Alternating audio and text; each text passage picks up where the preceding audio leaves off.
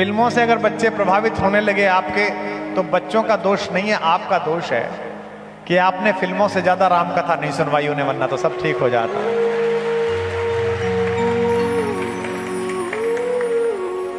आप फिल्मों से अधिक उन्हें अपने अपने राम की वीडियो सुनवा दो। आप फिल्मों से अधिक उन्हें अपने अपने राम के सत्र में ले आओ, किसी भी साधु सत्संग में ले आओ, वो समझ जाएंगे। क्योंकि तब उनकी समझ में आएगा कि हैरी पॉटर हीरो नहीं है, पुरुषार्थ से जीने वाले राम हीरो हैं, जो इस देश में तो आए लेकिन इस देश को न समझ पाए। एक तू है जिंदा आब तरसानी, पिसर माने बेटे, ए बेटे तू अजब मुसलमानी बबिंदा आप तरसानी, जो अपने जिंदा पिता को पानी के लिए तरसा रहा है। और एक ये भारतीय हैं जिन पर हम राज्य करते हैं, ये अपने दिवंगत पूर्वजों को भी महीने भर पानी पिलाते हैं श्राद्ध में। हम दोनों भैया, ये हमारे छतरपुर के कर्मचारी हैं दीक्षित जी, मेरे दो छोटे बेटे हैं। एक बार दोनों को आपस में घनघोर लड़ते देखकर राम और उनके भाइयों से चित्रण से समझाने का प्रयास किया तो सफल भी हुआ। लेकिन आज के समय में टेक्नोलॉजी से सृजित Thanos, iron man, Spiderman, Batman, Bollywood के रॉकी ब्रदर्स, सलार जैसे, सलार कौन है भाई? मूवी है, अच्छा। सलार जैसे नकली हीरो से प्रभावित होकर अनुसरण करने वाली पीढ़ी को दुनिया के हम सबके असली हीरो राम की तरफ कैसे मोड़ा जाए, मार्गदर्शन करने का कष्ट करेंगे। अब देखो क्या है कि फिल्मों से अगर बच्चे प्रभावित होने लगे आपके, तो बच्चों का दोष नहीं है, आपका दोष है कि आपने फिल्मों से ज्यादा राम कथा नहीं सुनवाई उन्हें, वरना तो सब ठीक हो जाता।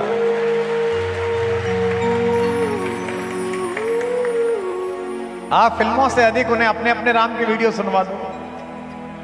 आप फिल्मों से अधिक उन्हें अपने अपने राम के सत्र में ले आओ, किसी भी साधु सत्संग में ले आओ, वो समझ जाएंगे। क्योंकि तब उनकी समझ में आएगा कि हैरी पॉटर हीरो नहीं है, पुरुषार्थ से जीने वाले राम हीरो हैं। राम के जीवन में कोई चमत्कार नहीं है। राम ने आकाश में हाथ घुमाकर कोई चीज पैदा नहीं की है। राम ने यूं छू मंत्र पढ़ के समुद्र के ऊपर पुल नहीं बनाया है। 3 दिन तक प्रतीक्षा की है, उपासना की है, समुद्र से मार्ग मांगा है, उसके बाद समुद्र को समझाया है, धमकी देकर मारा नहीं है। विनय न मानत जलद जड़ गए 3 दिन बीत, बोले राम सकोप तब भय बिन होए प्रीत। और उस समय मारा नहीं है, भगवान को क्रोध नहीं आया, नकली क्रोध आया, क्योंकि पिता अपने बच्चों पर असली क्रोध नहीं करते। ये माएं बैठी हैं दिन में 100 बार अपने लड़के से कहती हैं मर जा उत्ते, मरने के लिए थोड़ी कहती है, जरा सी चोट लग जाए तो कलेजा टूट जाता है। ए नाच जा तेरा, हमारी दादी बोलती थी, थोड़ी चाहती थी मेरा नाश हो, प्रेम से बोलती थी। इसलिए वो तो पुत्र है, पंच तत्वों में एक है जल, और भगवान पंच तत्वों के स्वामी हैं, इसलिए डराते हैं, मारते नहीं हैं। जब आपको मारना होता है तो हथियार किससे मंगाते नहीं है, आप हाथ में उठा के मार देते हैं। और जब मारना नहीं होता तो क्या कहते हैं, लइए जरा डंडा, अरे अभी बताऊं, ऐसे बोलते हैं। भगवान क्या कहते हैं, लक्ष्मण बाण सरासन लानू, अरे लइयो जरा लक्ष्मण, सोखो बारिद बिसक सानू, अभी सोखता हूं इसे। अच्छा चलो ये भी मान लेते कि बाण मंगाया तुरंत ही सोख दे। उसके बाद भगवान ज्ञान देने लगते हैं कि ये मान नहीं रहा है। सटसन विनय कुटिल सन प्रीति, सहज कृपन सन सुंदर नीति, ममता रथ सन ज्ञान कहानी, अति लोभी सन विरत बिखानी, इतना सारा ज्ञान देते हैं। अगर आपने उसे राम की कहानी सुनाई होती तो उसकी समझ में आ जाता कि हैरी पॉटर कोई पुरुषार्थी नहीं है, राम में पुरुषार्थ है।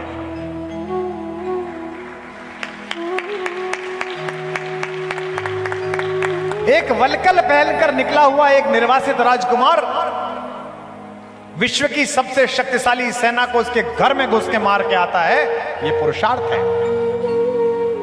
हथियार भी कैसे, जंगल से लिए हुए। राम के अंदर कोई चमत्कार नहीं, उन्होंने मनुष्यों की तरह जीवन जीकर हमें बताया कि अगर मैं कर सकता हूं तो तुम भी कर सकते हो। हैरी पॉटर में क्या पुरुषार्थ है जी? मैंने भी देखी है वो फिल्म, षड्यंत्र है हैरी पॉटर। ये सब कहानी जो भारत में परोसी जा रही है पुरुषार्थहीन कहानियां हैं। बच्चों को क्या पढ़ा रहे हो तुम? मैं 70 के दशक की पैदाइश हूं।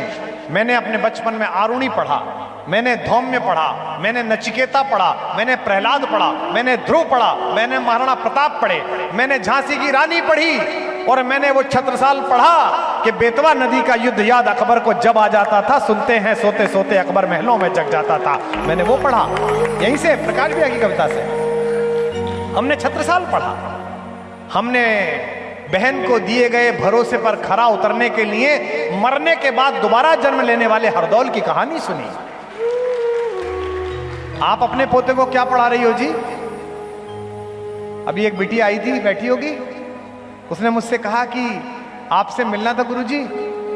जब मैं गर्भावस्था में थी तो मैंने पूरे समय 9 महीने आपके वीडियो देखे। यहाँ कहीं बैठी होगी बिटिया, और उसका प्रतिफल यह हुआ कि आराम से प्रसूति हुई और बच्चा अत्यंत आनंदपूर्वक शांत बालक है, ज्यादा परेशान नहीं करता, बहुत आनंद में है। हमारे सबके घरों में रामचरितमानस सुनाई जाती थी, सामने कन्हैया जी का चित्र लगा रहता था, तो कन्हैया जैसे बच्चे पैदा होते थे।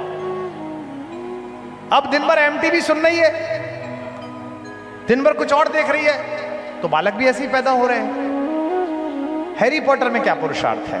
एक लड़का है पगला सा, वो किसी स्कूल में पढ़ने जाता है, वहां उसे एक जादुई झाड़ू मिल जाती है, उस झाड़ू को वो टांग के नीचे फंसा के उड़ता फिरता है। यही तो है, ये झाड़ू टांग के पीछे लगा के उड़ाने में क्या पुरुषार्थ है? झाड़ू लेके उड़ने में हमने भी उड़ाया था एक झाड़ू लेके, उसमें क्या फर्क पड़ा? क्या हुआ उसको? क्या पुरुषार्थ है? लेकिन कहानी अगर सुनाई होती राम की, भरत की, शत्रुघ्न की, लक्ष्मण की, तो पंडित जी, दीक्षित जी, अपने बच्चों को रोज ये कहानी सुनाओ, अपने बच्चों को रोज महाभारत सुनाओ कि अगर भाई के लिए 5 गांव देने में भी कलेजा फटेगा तो तेरी मृत्यु निश्चित है। क्या कहने गए थे? शांति मांगने गए थे, हैं? तो दे दो हमको 5 गांव, रखो अपनी धरती तमाम, हम वही खुशी से खाएंगे, परिजन पर असी न उठाएंगे। दुर्योधन वह भी दे न सका, आशीष समाज की ले न सका, उल्टे हरि को बांधने चला, जो था असाध्य साधने चला। जब नाश मनुज पर छाता है, पहले विवेक मर जाता है। ये सिखाओ उसे। क्या कहता है दुर्योधन? सुच्यग्रम नैव दास्यामि बिना युद्धे न केशव। हे केशव, महाभारत में कहता है सुई के आगे के भाग की भूमि नहीं दूंगा। दिल्ली में एक करोड़पति परिवार था, नाम नहीं लेना चाहिए, संकेत से समझिए। नोएडा गुड़गांव के आसपास की सारी जमीनें उनकी थीं। कम से कम 1,00,000-2 लाख करोड़ रुपए का टर्नओवर का व्यापार था। छोटे भाई को एक फार्म हाउस पसंद था जो 40-50 करोड़ का होगा। दोनों भाई उसके समझौते के लिए बैठे थे फार्म हाउस में। ज्यादा तू मैं हुई तो छोटे भाई ने रिवॉल्वर निकाल ली, बड़े भाई के अंगरक्षकों ने छोटे को गोली मार दी, छोटे के अंगरक्षकों ने बड़े को गोली मार दी। टीवी में देखा टाटा 407 में 1 लाख करोड़ के दोनों पड़े हुए थे। मैंने कहा इन्होंने बिल्डिंगें बनाई, इन्होंने अपार्टमेंट बनाए, लेकिन ये किसी मंदिर में जाकर राम की कहानी ना सुन के आए, वरना यहां ना पड़े होते, एक दूसरे को दे रहे हो। छोटा भाई 50 एकड़ का फार्म हाउस मांग रहा था और बड़े भाई ने गोली निकाल ली। अगर राम की कहानी सुनी होती तो कहती कैसी बात करता है तू, ये 50 एकड़ छोड़, पूरा सामान तेरा, चल मैं जा रहा हूं, तू संभाल ले। और मैं दावा करता हूं कि छोटा ले नहीं पाता। वो कहता नहीं भैया मत जाइए। ये संस्कार किसने भरा? ये संस्कार मानस जी ने भरा, ये संस्कार राम की कहानी ने भरा। दीक्षित जी, आपके बच्चों में राम और लक्ष्मण का सद्भाव हो, मैं तो यही कामना कर सकता हूं। हम 4 भाई हैं, मैं घर में सबसे छोटा हूं। सरस्वती की कृपा है कि लोकप्रियता थोड़ी ज्यादा है, तो मेरे भाई जो बड़े विद्वान हैं, अच्छे पढ़े लिखे हैं, बड़े पदों पर हैं, लोक में उनका परिचय मेरे भाई के रूप में है। कहीं जाते तो लोग कहते हैं कि कुमार विश्वास इनके भाई हैं, लेकिन जो मेरे परिवार के लोग हैं वो पता है कि परिवार में कोई मांगलिक उत्सव, वो अभी मांगलिक उत्सव था 24 तारीख को, सबसे बड़े से जो छोटे भाई हैं उनकी बिटिया की गोद भराई का कार्यक्रम था। मेरा साहस नहीं है कि अगर उनमें से कोई खड़ा हो तो मैं बैठ जाऊं, ये साहस नहीं है। और शायद इसी कारण मेरे चरित्र का भी उन्नयन है और मेरे जीवन का भी उन्नयन है।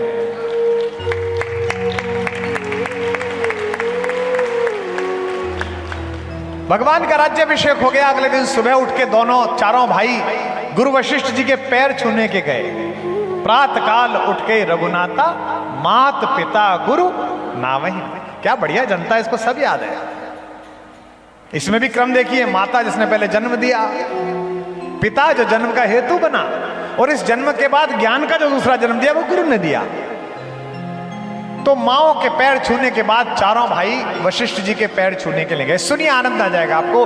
मैं दावा तो नहीं करता, यह अहमन्यता हो जाएगी, लेकिन बहुधा लोगों ने यह प्रसंग ना सुना होगा। जैसे कल मिथिला का प्रसंग बहुत लोगों ने नहीं सुना था। गुरु वशिष्ठ ने कहा कि राम, अब तुम चक्रवर्ती सम्राट हो गए हो।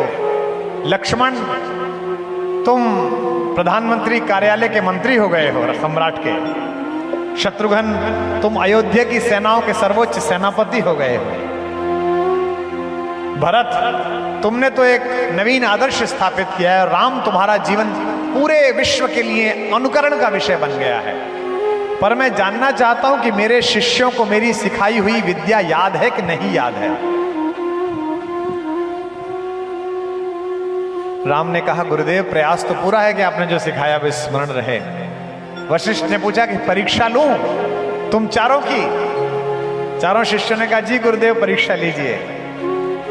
गुरुदेव ने सबसे पहले सबसे छोटे शत्रुघ्न से पूछा कि बेटा बताओ, जीवन में सबसे मूल्यवान चीज क्या है? शत्रुघ्न ने उत्तर दिया। लक्ष्मण से पूछा कि जीवन में सबसे मूल्यवान चीज क्या है? लक्ष्मण ने उत्तर दिया। राम जी से पूछा कि जीवन में सबसे मूल्यवान चीज क्या है? राम जी ने उत्तर दिया। भरत बैठे थे, उन्होंने उत्तर ही नहीं दिया, वो रोने लगे, और इसी रोने से वशिष्ठ ने उत्तर को ढूंढ लिया। सुनिए कि शत्रुघ्न जी से, ये भी अच्छा है कि आ गए आप।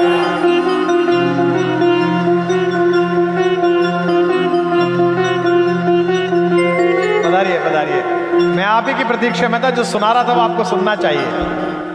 चारों भाइयों से गुरु वशिष्ठ ने पूछा कि जीवन में सबसे मूल्यवान क्या है, तो क्या क्या उत्तर मिला बताता हूं। मेरे अत्यंत प्रिय एक और अनुज आ गए हैं, इतने स्नेहिल, इतने प्रेमी, और इतना इनके भाषा में अमृत है जो इनकी ऋषि परंपरा, इनकी गुरु परंपरा से प्राप्त हुआ है। मुझे लोग कहते हैं कि आपने क्या कमाया, क्या छोड़ दिया।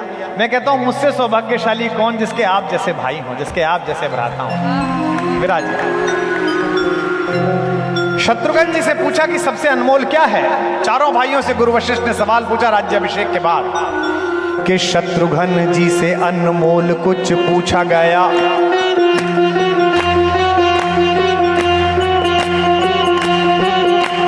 शत्रुघ्न जी से अनमोल कुछ पूछा गया। बोले वीरताई के समान भला और क्या? बोले वीरताई के समान भला और क्या? बोले वीरताई के समान भला और क्या? जो अयोध्या की सेनाओं का सेनापति हो, उसके लिए तो वीरता ही सबसे बड़ी चीज है। शत्रुघ्न जी से अनमोल कुछ पूछा गया। बोले वीरताई के समान भला और क्या? बोले वीरताई के समान भला और क्या? बोले वीरताई के समान भला और क्या? लखन से पूछा गया।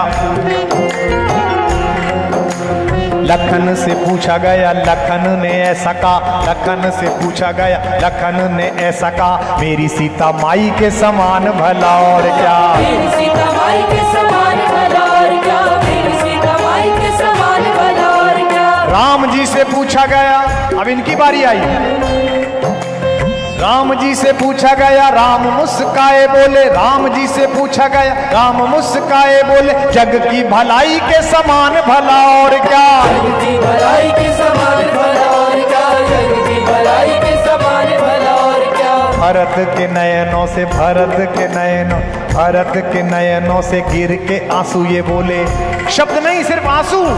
भरत के नयनों से गिर के आंसू ये बोले। भरत के नयनों से गिर के आंसू ये बोले, दुनिया में भाई के समान भला और क्या? दुनिया में भाई के समान भला और क्या? दुनिया में भाई के समान भला और क्या? समझाओ। दुनिया में भाई के समान भला और क्या? दुनिया में भाई के समान भला और क्या? शत्रुघ्न जी से अनमोल कुछ पूछा गया। बोले वीरताई के समान भला और क्या? बोले वीरताई के समान भला और क्या? बोले वीरताई के समान भला और क्या? लखन से पूछा गया। लखन ने ऐसा कहा, मेरी सीता माई के समान भला और क्या? मेरी सीता माई के समान भला और क्या? मेरी सीता माई के समान भला राम जी से पूछा गया, राम मुस्काए बोले जग की भलाई के समान भला और क्या, जग की भलाई के समान भला और क्या, जग की भलाई के समान भला और क्या। भरत के नयनों से गिर के आंसू ये बोले, भरत के नयनों से गिर के आंसू ये बोले, दुनिया में भाई के समान भला और क्या, दुनिया में भाई के समान भला और क्या, दुनिया में भाई के समान भला और क्या, दुनिया में भाई के समान भला और क्या, दुनिया में भाई के समान भला और क्या।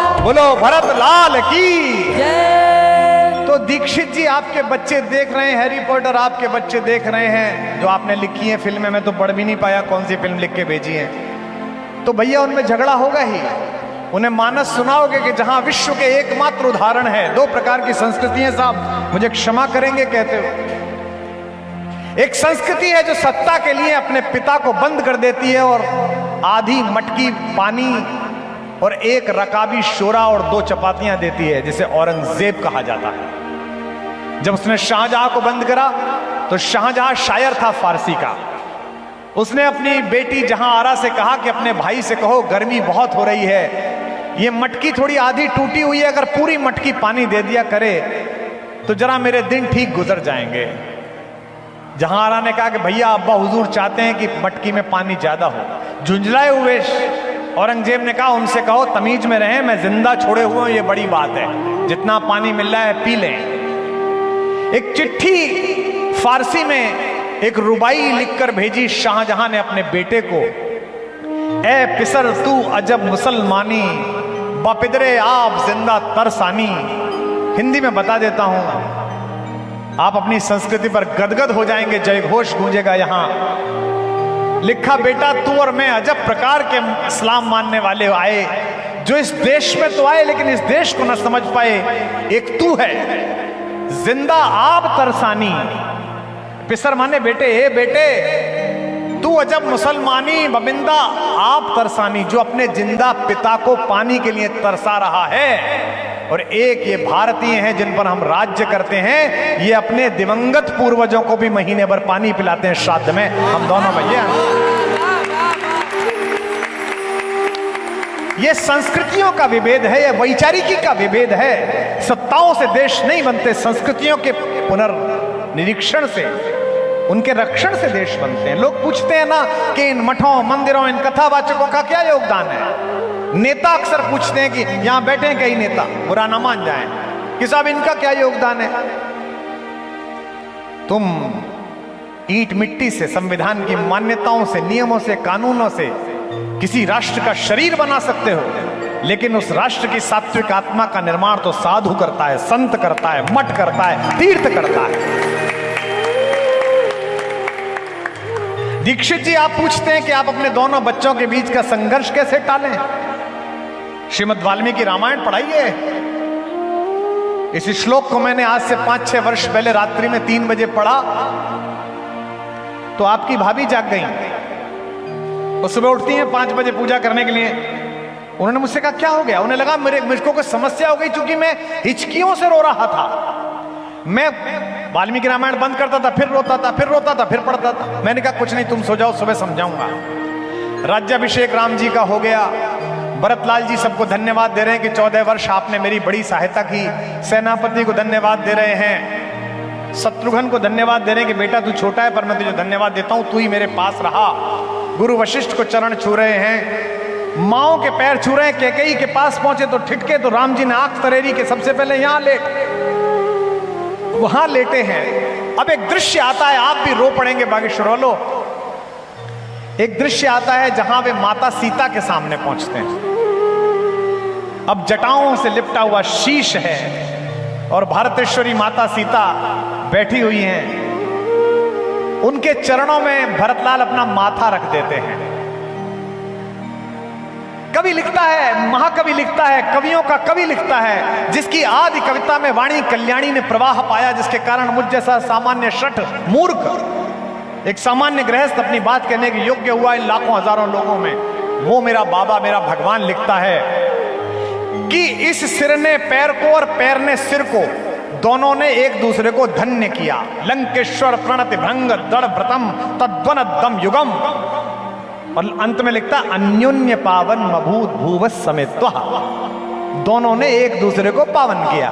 तो मैं बहुत देर तक सोचता रहा कि अगर देवर ने अपनी भाभी के चरणों में शीश रखा तो ये कोई नई बात नहीं है, भाभी तो मां होती है, इसलिए ये शीश धन्य हुआ तो ठीक है, क्योंकि ये चरण कोई सामान्य चरण नहीं है, ये चरण वो हैं जो कालांतर में भारत का आचरण बन गए हैं। ये सीता के चरण हैं, ये चरण सामान्य चरण नहीं है, ये मिथिलेश नंदिनी के वो चरण हैं कि जिनके चरणों में जब वो अपने बाग में चलती थी तो नव पल्लव और कोपल बिछाई जाती थी। ये वो दृष्टि है जिसके सुबह प्रातःकाल जगने पर अयोध्या में 7 पर्दों का गवाक्ष खोला जाता था ताकि भगवान भुवन भास्कर इन पलकों पर प्रणाम की पहली किरण धीमे से रख सकें। ये वो चरण हैं, इसलिए भरत का सिर धन्य है कि उसने इन पवित्र चरणों में अपना सिर धरा। लेकिन अगली पंक्ति पर आपका ज्यादा कोलाहल गूंजेगा, लेकिन ये सिर भी छोटा मोटा सिर नहीं है, ये सिर वो सिर है जिस पर त्रैलोक्य का राजमुकुट रखा जाना था और उसने राजमुकुट उतार कर अपने भाई की चरण पादुकाएं अपने सिर पर रख ली थी। वो सिर है। ये अगर आपने दीक्षित जी पढ़ा दिया तो मैं दावा करता हूं कि आपके बच्चों को कोई कुछ नहीं कर पाएगा, और आपके बच्चे तो छोटे हैं। मैंने जयपुर में 4 दिन अपने अपने राम बोला, ऐसे ही प्रश्न आप लोगों ने भेजे। एक प्रश्न आया, मैंने सोचा नाम पढ़ूं ना पढ़ूं संकोच में। एक सज्जन ने लिखा कि मैं 67 वर्ष का हो गया हूं, 72 साल के मेरे बड़े भैया हैं जो हिम्मतनगर गुजरात में रहते हैं। हम दोनों भाइयों का गांव की संपत्ति को लेकर 30 साल से मुकदमा चल रहा है। मेरे बेटे बहुओं ने उनको नहीं देखा, उनके बेटे बहुओं ने मुझे नहीं देखा, पर कल 2 दिन आपको सुनने के बाद मैं बहुत रोया हूं। और आपका ये अपने अपने राम समाप्त होने के बाद मैं संपत्ति के सारे कागज, मुकदमे के कागज लेके, बहुओं को लेके, बेटों को लेके हिम्मतनगर जा रहा हूं। भैया के चरणों में लेट के रोऊंगा और कागज डाल के कहूंगा भाड़ में गए कागज, मुझे माफ कर दीजिए, अपना आशीर्वाद दे दीजिए। ये कहानी है। यह भरत आपके घर में है तो रामायण है। और सूच्यक्रम नहीं वदास्यामि बिना युद्धे न केशवः कहने वाला दुर्योधन आपके घर में है तो महाभारत कोई टाल ही नहीं सकता है। सरस्वती से देवता कहते हैं कि आप ही के बुंदेलखंड में चित्रकूट में मनाने पहुंच गए रे भरतलाल जी, राम वापस ना चल दें। सरस्वती से कहते हैं भरत की बुद्धि फेर दो, जैसे मंत्रा की भेजी थी। सरस्वती कहती है क्या मजाक की बात करते हो, भरत की बुद्धि फेर दो, किसी की भी फेर दूंगी, इसकी फेर दो। मोसन कहत भरत मति फेरू, लोचन सहस न सूझ सुमेरु। 1000 आंखें होने के बाद भी जिसे सुमेरु न सूझते हो, ऐसी मूर्खता की बात करते हैं। वह भरत प्रतिमा नाटकम एक बहुत सुंदर महाकवि भास की रचना है, कभी पढ़िएगा। उसमें राज्य छिन जाने के बाद नाराज लक्ष्मण कहते हैं कि भैया आप किस बात के अधर्म के विरोधी हो, किस बात के धर्म के प्रतिपालक हो, आपके तो घर में ही अधर्म हो रहा है, आपका भाग्य छीना जा रहा है। ये कंधे पे धनुष लटकाए क्यों घूम रहे हो, परशुराम जी का दिया हुआ शारंग उठाते क्यों नहीं हो इसे। कितनी अच्छी बात कहते हैं। भगवान कहते हैं किम दोषुणेश रुचिर रुचिर, हे प्रिय भरत लक्ष्मण मैं किसको मारूं और मारकर किसे पातक लूं। अपने उस पिता को जो रघुवंश की लज्जा निभा रहा है कि जो वचन दे दिया वो पूरा किया जाएगा, अपनी उस मां को जो केवल स्त्री धन के रूप में लिए गए अपने वादों को पूरा कराने के लिए वरदान मांग रही है। और तीसरी बात महत्वपूर्ण है, भगवान कहते हैं या अपने उस छोटे भाई भरत को, पाप जिसके व्यक्तित्व की सीमा के बाहर खड़ा होकर अपराधी की तरह प्रतीक्षा करता है कि भरत चले जाएं तो यहां घटित हूं, मैं उस भरत को मारूं क्या। गुरु वशिष्ठ ने कहा कि भरत अब तुम राजा बना दिए गए हो, अब तुम राज्य संभाल लो, 14 वर्ष बाद अगर इच्छा है तो तुम दे देना राम को। आपको पता होगा हम प्रसाद लेते हैं, आज हमने गौशाला में प्रसाद लिया, हमने और भैया ने और सारे संगीत के साथियों ने। प्रसाद कौन सा था, पहले उस प्रसाद का भोग लगा फिर हमने प्रसाद लिया। भगवान को अमनिया भोग लगता है जो किसी और ने ना खाया हो। यह कहा भरत जी ने कि अगर जो राज्य मैंने भोग लिया और उसके बाद मैं राम जी को दूंगा तो यह प्रसाद नहीं हुआ, इस भोग के एकमात्र अधिकारी तो, इस राज्य के भोग के एकमात्र अधिकारी तो राम जी हैं। सबसे पहले प्रसाद वही ग्रहण करेंगे, उसके बाद जो बचेगा वो मैं स्वीकार करूंगा, इसलिए मैं राज्य को नहीं लेना चाहता। जिस दिन राम जी को वापस बुलाने के लिए भरतलाल गए हैं, तो रात्रि में भरद्वाज जी के आश्रम में विश्राम किया उन्होंने, और सुबह जब चलने लगे तो चेहरे पे उदासी थी। तो भरद्वाज जी ने कहा कि राजन, आपके मुखमंडल पर उदासी शोभा नहीं देती, आप किस लिए कष्ट में हो? भरतलाल जी ने कहा कि महर्षि, मुझे यह पता नहीं है कि भैया मुझसे नाराज हैं कि मुझसे प्रसन्न हैं।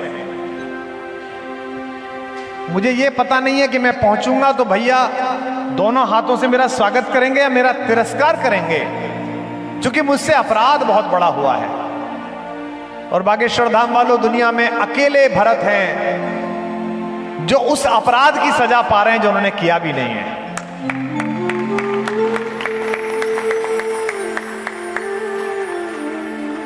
भरद्वाज जी ने कहा, मुझे ये तो पता नहीं भाई, तुम सांसारिक लोग हो, तुम भाइयों का प्रेम क्या है।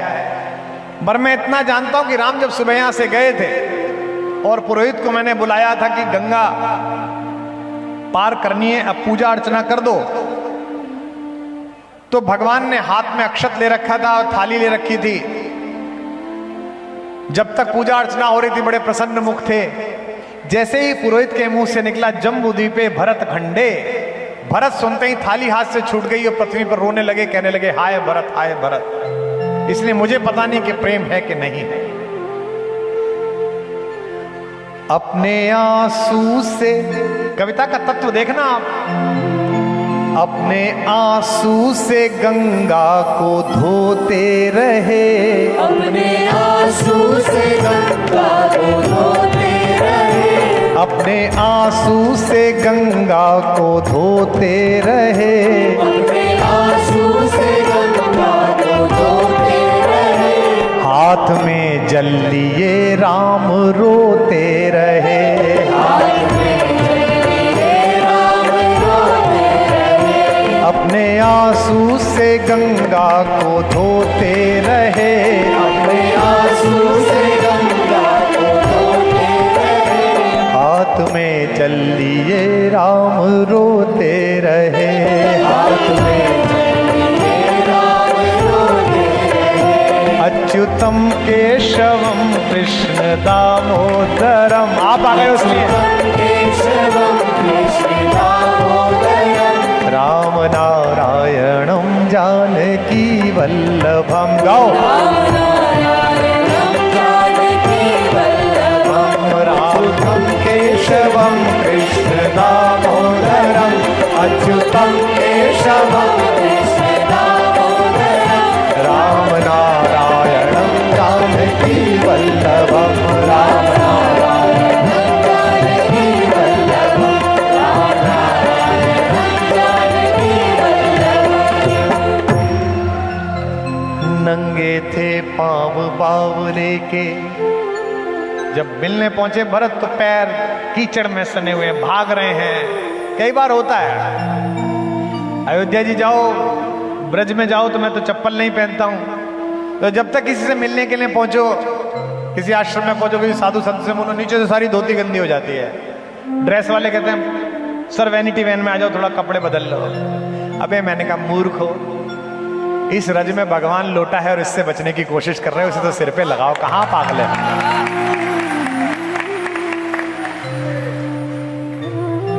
नंगे थे पांव बावले के, कीचड़ में लिसे हुए भी थे। नंगे थे पांव बावले के, कीचड़ मिट्टी में लिसे हुए। भरत और राम मिलने की प्रतीक्षा में आमने सामने 10 मीटर की दूरी। कवि कहता है कुछ कुछ बह रहा रक्त भी था, कंकड़ भी थे कुछ छुपे हुए। वह व्याकुलता थी बढ़ने की, धनु कहीं कहीं पर तीर गिरा, वह व्याकुलता थी मिलने की। धनु कहीं कहीं पर तीर गिरा, मही पर तरकश के साथ वहीं मुनियों वाला वह चीर गिरा। बावरा चाहता था पहले रघुबर को शीश झुका लूं मैं, रघुवीर चाहते थे पहले छाती से इसे लगा लूं।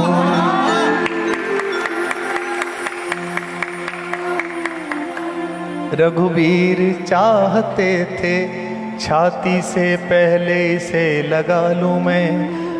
आखिर रघुबर की विजय हुई, हाथों पर उठा लिया उसको, वह चरण छुए इससे पहले छाती से लगा लिया उसको। यह हृदय हृदय का मिलन हुआ, जब हृदय हृदय का मिलन हुआ तो दूर विरह का ताप हुआ। सबने देखा, अब सबने देखा चित्रकूट में ऐसे भरत मिलाप हुआ। तो दीक्षित जी, आप अपने बच्चों को पढ़ा क्या रहे हो? अगर ये सिखा रहे हो, रात के समय में चंद्रमा निकला हुआ है, पूरी अयोध्या सामने बैठी हुई है, भगवान मंच पर विराजमान हुए, सामने भरत बैठे, आप जैसे हजारों लोग, सारी अयोध्या के लोग। वो एक रात थी जो इस विश्व का इतिहास बदल सकती थी। अगर राम उस दिन लौट जाते तो जनता की इच्छाओं का पालन होता। दिल्ली में बैठे हुए मठाधीश और लखनऊ और भोपाल में बैठे हुए नेता और यहां आए हुए विधायक गण समझें कि भगवान ने एक नया आदर्श तय किया है। राम जी ने, जनमत सदा सत्य नहीं होता, कई बार जनमत भी गलत होती है, लेकिन नीति सदा सत्य होती है, सत्य सदा सत्य होता है। अगर उस दिन राम लौट जाते तो जनता तो बड़ी प्रसन्न होती कि चलो कंटक कटा वापस आ गए, लेकिन भगवान ने कहा कि नहीं, मेरे और तुम्हारे पिताजी ने संविधान में संशोधन किया है।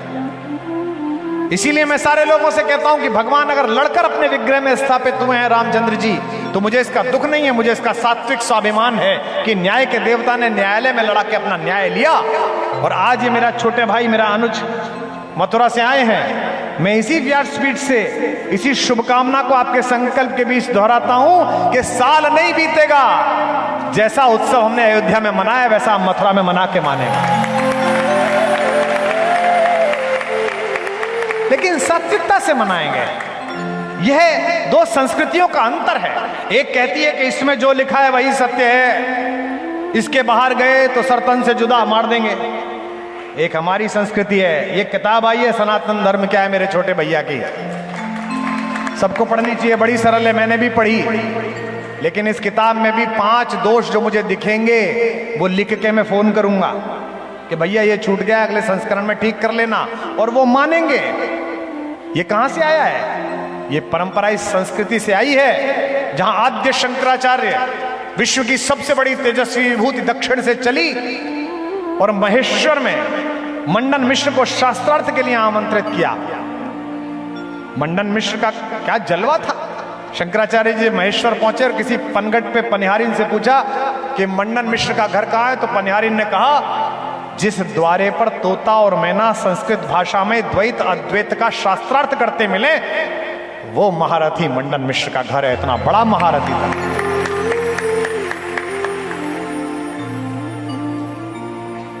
48 प्रहर शास्त्रार्थ चला भगवान।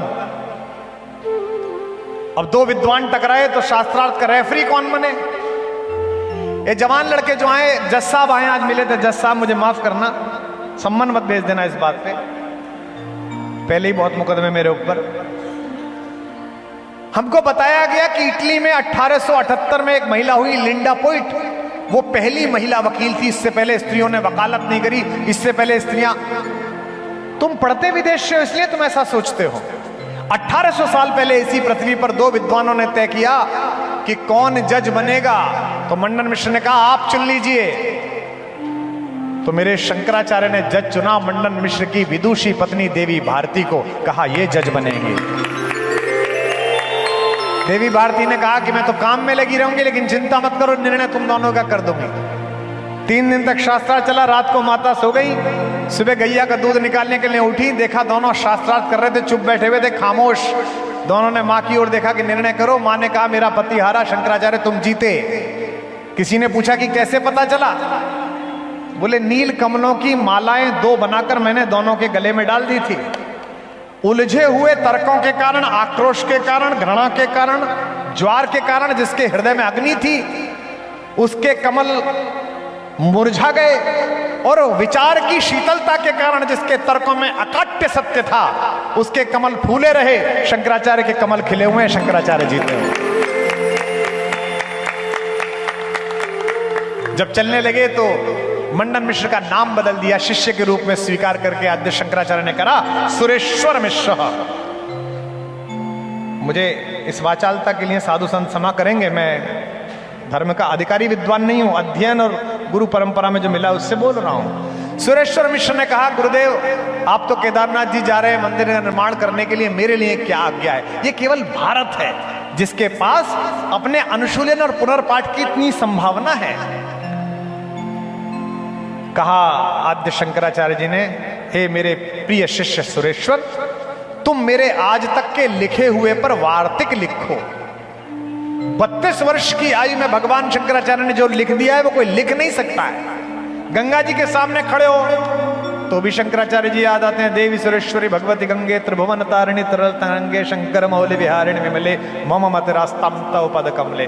विष्णु जी को प्रणाम करो तो शंकर जी याद आते हैं, शंकर जी को प्रणाम करो तो भी शंकर जी याद आते हैं। नमामि शमीशान निर्वाण रूपम विभुम व्यापकम ब्रह्म वेद स्वरूपम, वही याद आता है। इतना विद्वान व्यक्ति अपने शिष्य सुरेश्वर से कहा मुझ पर वार्तिक लिखो।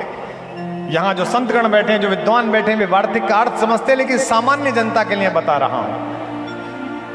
इस पर जय घोष करना कि तुम्हारी गुरु परंपरा कितनी सरज और सहज है, कोई अहंकार नहीं है हम में। वार्तिक का मतलब है उत्तम। जो मैंने कहा है बेटा इसकी समीक्षा कर, ये तो कोई बड़ी बात नहीं है। मेरी 3 किताबें बेस्ट सेलर, कोई दीवाना कहता है पगली लड़की और फिर मेरी याद, मैं कहूं कि इसकी समीक्षा करो, इसमें क्या महान काम है? अपनी तारीफ करवाना हूं? कहते हैं उत्तम, इसकी समीक्षा कर। अनुक्तम, जो मैं नहीं कह पाया हूं बेटे उसकी समीक्षा करके गुरुजी आप चूक गए, बड़ी बात। और करतल ध्वनि कम उठी, अगली बात पर जय घोष उठ जाएगा। ये केवल साहस भारत का शंकर कर सकता है, भारत का गुरु कर सकता है, भारत की व्यासपीठ कर सकती है। कहा उक्तम अनुक्तम दुरुक्तम च वार्तिक। और बेटा अगर मैंने कुछ गलत भी लिख पढ़ दिया हो तो उसकी भी समीक्षा करके गुरुजी आपने गलत लिख दिया, ये बात भारत। राम बैठे, चंद्रमा ऊपर निकला हुआ है। ये चंद्रमा भगवान के जन्म पर बड़ा दुखी था। जब भगवान पालने में थे तो चंद्रमा बहुत नाराज था, टेढ़ा मुंह किए हुए था। उस समय की नक्षत्र गणना देख लो तो भी टेढ़ा ही दिखेगा। तो भगवान ने पालने में कहा भाई तू क्यों दुखी है, प्रकृति श्रृंगार कर रही है। उसने कहा हमारा क्या, आप तो सूर्यवंशी हो, आपके नाम में तो सूर्य ही सूर्य है, हमारा क्या मतलब है। भगवान ने कहा दुखी मत हो, मैं सबके कल्याण के लिए आया हूं। आज से मेरा नाम कभी तेरे नाम के बिना नहीं लिया जाएगा, दुनिया मुझे रामचंद्र के नाम से जानेगी, तू भी प्रसन्न रहे। गुप्त जी लिखते हैं बुंदेलखंड के, रात्रि में जनता बैठी, आनंद लीजिए इसका, कि तदनंतर बैठी सभा उटज के आगे, नीले वितान के तले दीप बहु जागे, टकटकी लगाए नयन सुरों के थे वे। सब टकटकी लगाए थे, पता नहीं क्या होगा। परिणाम उत्सुक उन भयातुरों के थे वे। वह चंद्रलोक था कहाँ चांदनी वैसी, प्रभु बोले गिरा गंभीर गूढ़ निधि जैसी। एकदम भगवान बोले हे भरत भद्र अब कहो अभीप्सित अपना। भैया बताओ क्यों आए, क्या चाहिए? सोचिए जिसके कारण उनके परम प्रिय भाई को इतना कष्ट सहना पड़ा, उस भाई से भाई पूछ रहा है कि तुझे चाहिए क्या? सब सजग हो गए भंग हुआ जो सपना। भरत ने कहा हे आर्य रहा क्या भरत अभीप्सित अब भी, मुझे और क्या चाहिए भैया? मैं तो इसी दिन के लिए पैदा हुआ था कि मेरी माँ के कारण मेरे पिता कष्ट पाकर मरें, आप इस पेड़ के नीचे बैठे रहें, भाभी के पैरों में बिवाई फट जाएं, इसी दिन के लिए पैदा हुआ था। कहते हैं मैं इस बात से परेशान नहीं हूं कि आपको इतना कष्ट हुआ, आज मैं इस बात के लिए परेशान हूं कि आपने मुझसे यह पूछा कि मुझे क्या चाहिए। मैंने अभी थोड़ी देर पहले कहा था कि अगर भगवान के सामने यह तय करना पड़ा कि उसे क्या चाहिए, हमको क्या चाहिए, तो भगवान फिर किस काम का है। कहता है कि आर्य रहा क्या भरत अभीप्सित अब भी। भगवान ने क्या करा, प्रभु ने भाई को पकड़ हृदय पर खींचा, रोदन जल से सविनोद उसे फिर सींचा। और ये दो पंक्ति सुनिएगा, कहा बेटा मुझसे क्यों नाराज होता है, तेरे आशय की थाह मिलेगी किसको, जनकर माता भी जान न पाई जिसको। 100 बार धन्य वह एक लाल की माई। आप भी बोलना, 100 बार धन्य वह एक लाल की माई, जिस जननी ने है जना भरत सा भाई। पागल सी प्रभु के साथ सभा चिल्लाई, 100 बार धन्य वह एक लाल की माई। ऐसा भाई जिसको प्राप्त हो जाए। बड़ा प्रसिद्ध प्रसंग है, मैंने कई बार सुनाया भी है और बहुत सारे लोग इसे सुनाते भी हैं, लेकिन कुछ लोगों को इसमें अत्यंत आनंद मिलता है, इसलिए मैं सुना रहा हूं। बाकी मुझे शबरी पर विशेष रूप से आज बोलना है। उस दिन भरतलाल जी को 3 चीजें देकर भेजा भगवान ने। पहली नीति, कि बेटा कुछ हो जाए नीति पर चलना। दूसरी खड़ाऊं, और तीसरी क्षमा। भरत के मन में अपनी मां को लेकर बड़ा क्रोध था, भगवान ने उसे क्षमा से भरकर भेजा। और कैकेयी ने जब समझाया कि बेटा तुझे याद है राम, आधी रात तू मेरा सपना देखकर दीदी के पास से उठकर आता था और दीदी कहती थी अरे ओ बावली, तेरा ये ओ कोयल, तेरा बच्चा जाग गया, तू वही राम है। होने पर बहुधा अर्धरात्रि अंधेरी, जी जी आकर करती पुकार थी मेरी।